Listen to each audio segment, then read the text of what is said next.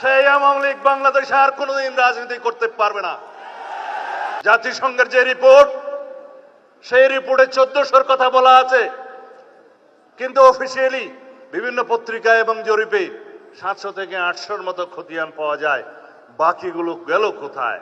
কারণ শহীদের খতিয়ান হসপিটাল রক্ষা করতে পারে নাই, তাদের ডকুমেন্ট পর্যন্ত গায়েব করে দেওয়া হয়েছে, তাদেরকে দাফন করা হয়েছে যেন বেওয়ারিশ লাশ হিসেবে। আজকে স্বজনরা তার কবরের সন্ধান করে আমরা দিতে পারি না।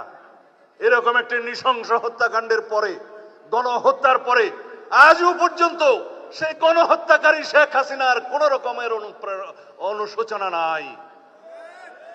তারা জুলাই যোদ্ধাদেরকে অপরাধী হিসেবে তকমা দিচ্ছে।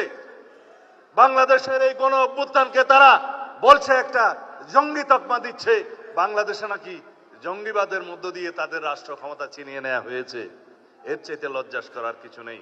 তাদের মধ্যে অনুশোচনাও নেই, তারা দুঃস্বীকারের সেই অবস্থাও তাদের নেই, সেই ইতিহাসই তাদের নেই।